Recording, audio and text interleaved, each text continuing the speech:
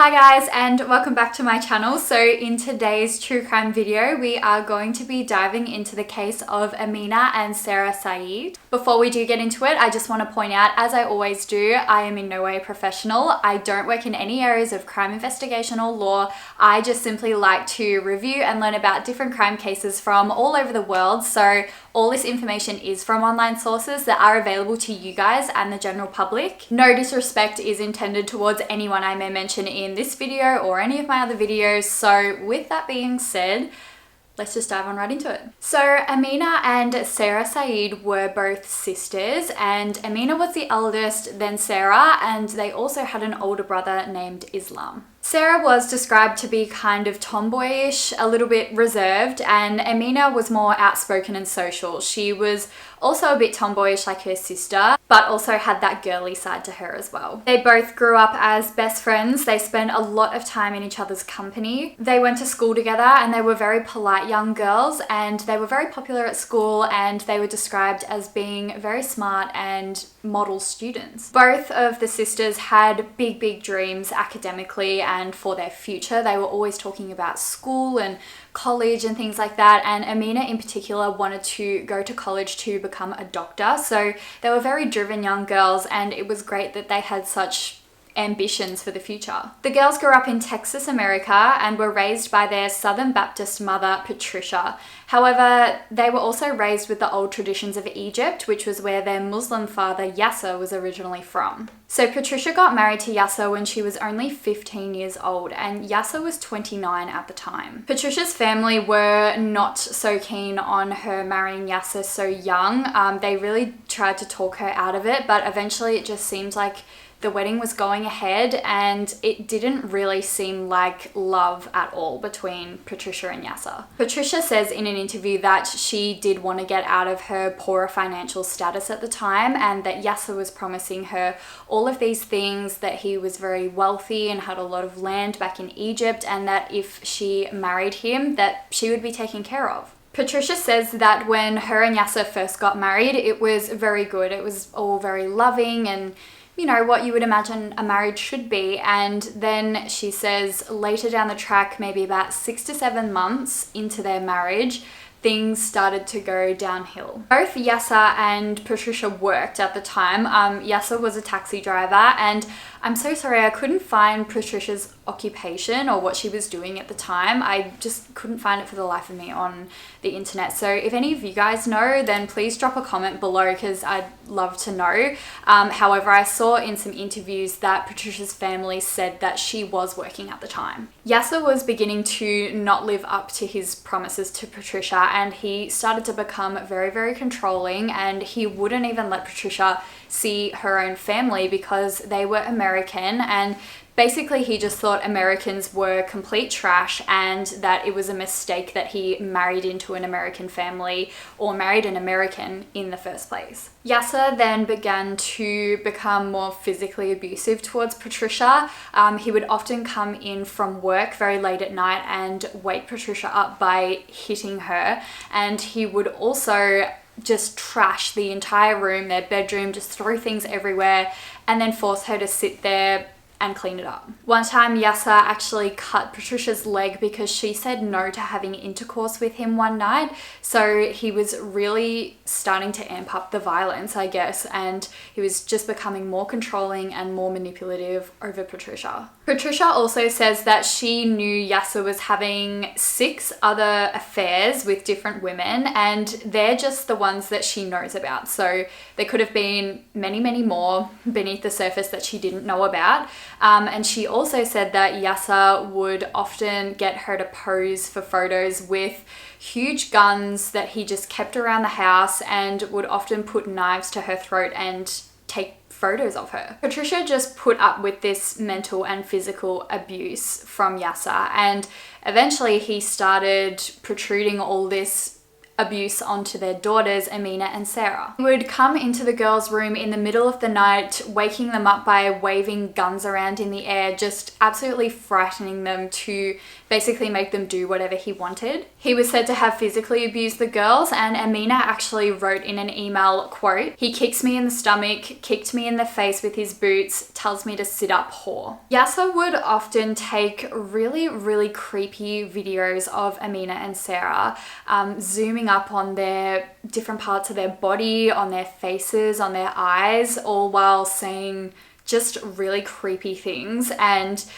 it was obvious that the girls were very uncomfortable when he was doing this, and there was clearly some sort of sexual motivation for these videos. When Amina was 9 and Sarah was 8, they actually confided in Patricia's mum, so their grandmother, that Yaser, their father, had been sexually abusing them. And when Patricia found out about this, she immediately packed up everything, took the girls and moved out and reported it to the police. Police interviewed both Amina and Sarah Said, and it was made clear by them that their father had indeed raped them, but later they actually retracted their statement and dropped all charges against their father, Yaser. I think this absolutely could have been done out of fear, but I also think that Patricia and the girls retracted their statement to keep Yaser out of prison. But Patricia's family, all of them, believed that Amina and Sarah were telling the absolute honest truth and that Yaser had been raping them. So Yaser was just basically let off from this charge, and he was able to continue his alleged sexual abuse on his own daughters, and he continued making those creepy as hell videos. And it was just a very uncomfortable and unsafe environment for Amina and Sarah. Yaser believed in arranged marriages and the traditional Egyptian ways, because that is where he is from. So he was very, very controlling about other boys looking at his daughters, Amina and Sarah, and he would just not tolerate boyfriends dating.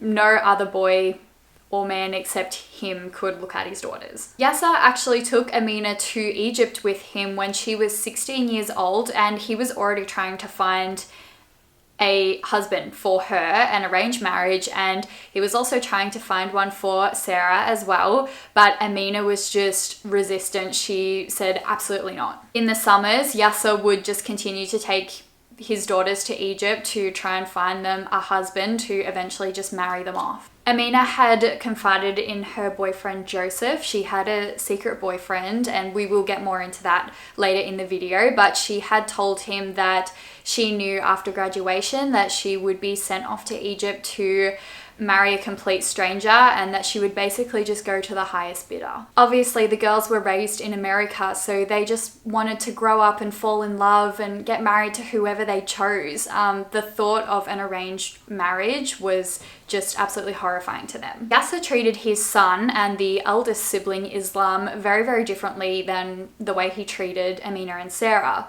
Islam was treated with a lot of respect, which from what I saw on the internet is common in Muslim families, and he had a lot more freedom than what Amina and Sarah did. Yaser was alleged to have bugged the girls' cars so he could see where they were going and hear what they were talking about. He would get into their phones, their computers, read their emails, and he was just constantly filming them as if they were under surveillance 24/7. Girls were allowed to get a part-time job at the local store, and one night when Sarah was working, Yaser actually pulled up in his car and began filming her without her knowing from inside his car. So again, it's just the constant surveillance, and they could basically never escape. When Yaser saw Sarah smiling at a customer she was serving, he said, quote, "She smiled to the customers." Amina was in the car as well, and she actually responded, quote, "Baba, she has to, part of her job." Yaser then responded with, quote, "She's in trouble." Now, I briefly mentioned before Amina's secret boyfriend, and yes, she did have a boyfriend. His name was Joseph, and obviously they kept their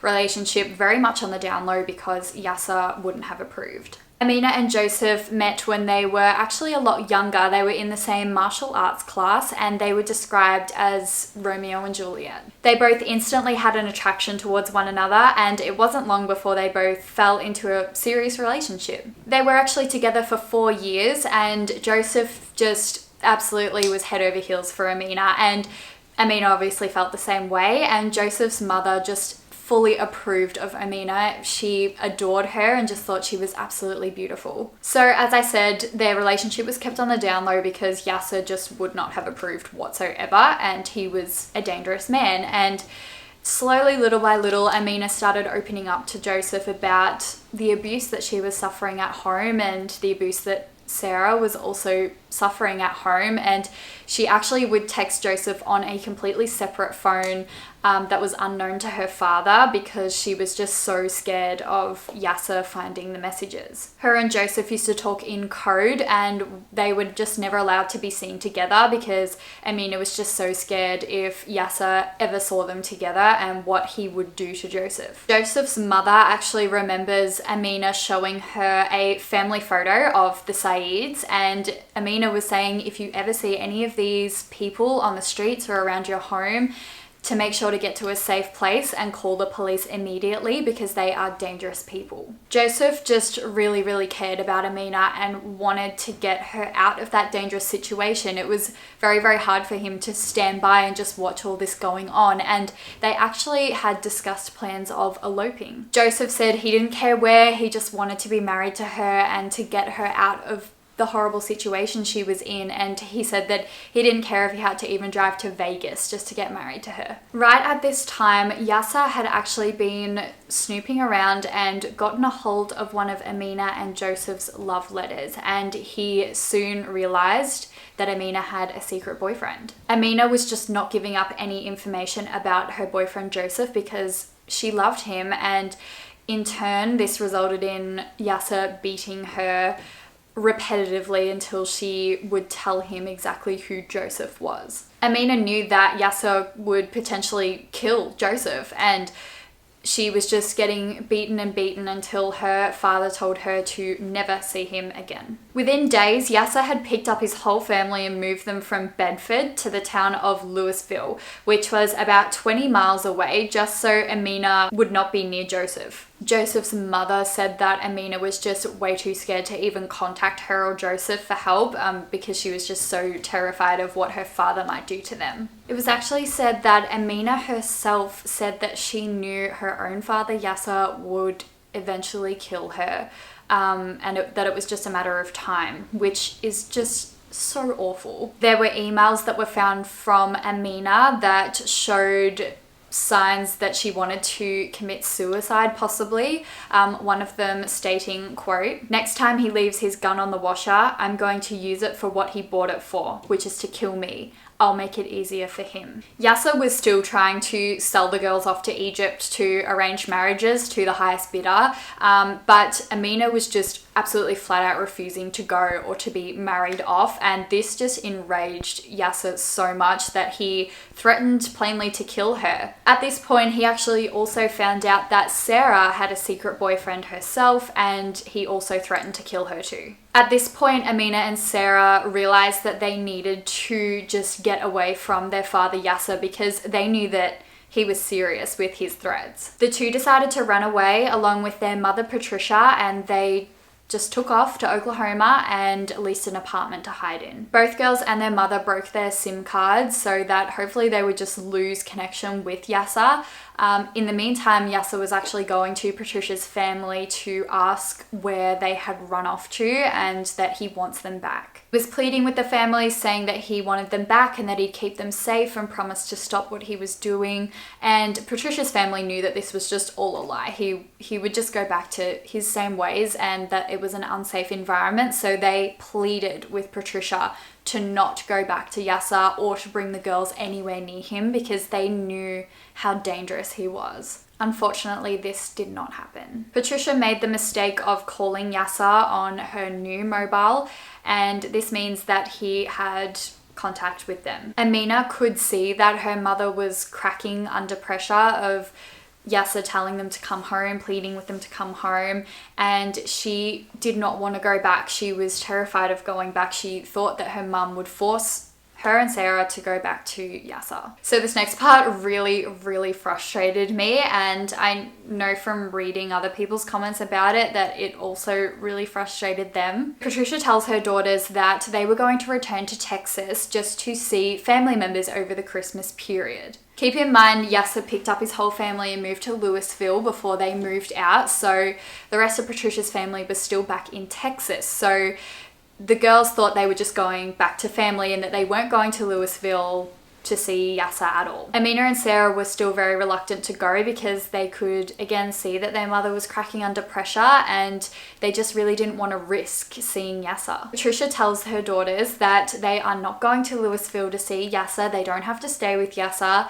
They are going back to Texas to spend time with family. They would be safe with family just over this holiday period. In turn, Amina and Sarah agree to go. So once Patricia and the girls set off, Amina soon suddenly realized that they were in Louisville and that they were basically being driven back to their father Yaser. Sarah actually went with her mother Patricia back with Yaser, but Amina refused. She went and stayed with a friend instead. Yaser actually got in contact with Amina and was pleading her to just come home and just to see him on New Year's Day. So Amina agreed to see him on New Year's Day, and then she would return back to her friend's house to stay. And he said that, you know, it's safe, she would be safe, nothing was going to happen, it was just a New Year's Day catch up. This in turn was the biggest mistake of her life. So when New Year's Day rolled around, Patricia went and picked up Amina from her friend's house that she was staying at and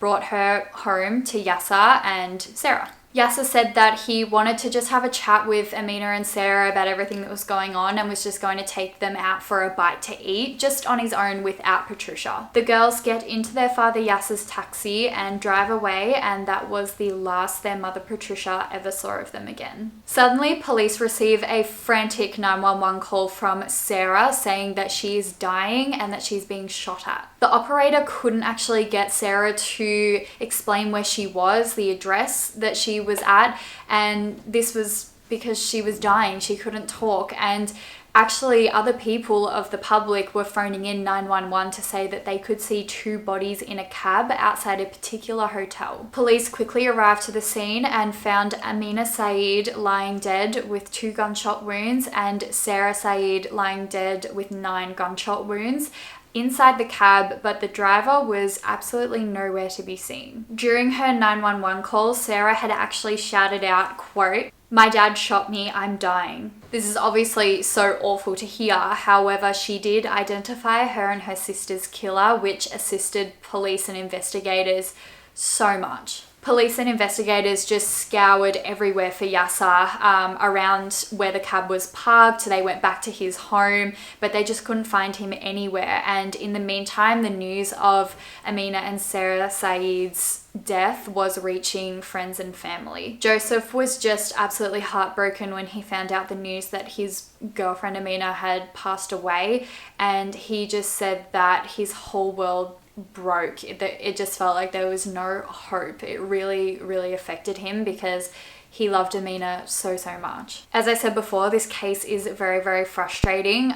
Everyone knew that Yaser was a monster, and people were getting very, very angry at Patricia for even remotely letting Amina and Sarah near him again. Even Patricia's family have no sympathy for Patricia. They are just outraged that she would let Yaser go near the girls ever again, and Patricia says that she had no idea that Yaser was capable of doing this or would even do this, which, like, it's an absolute crock of shit. Like, everyone around them knew it.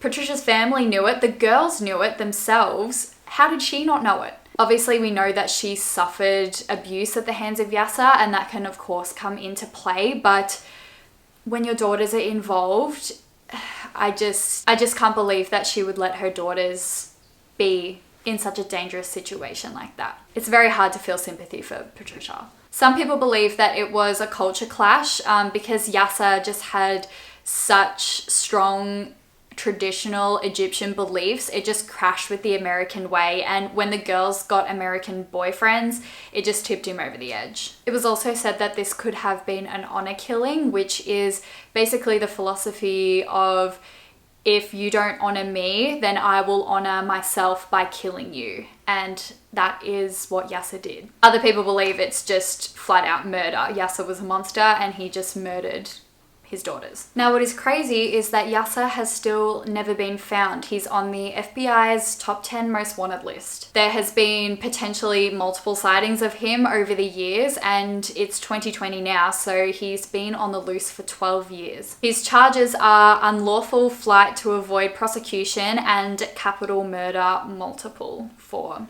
both his daughters. It is said that he wears dark sunglasses inside and out and may have altered his features to make him a bit more unrecognizable, and that he may not be in the United States. He's most likely in Egypt hiding. So that actually brings us to the end of this case. I know it was a really heavy one again, but I do truly hope that justice is served for Amina and Sarah Said one day.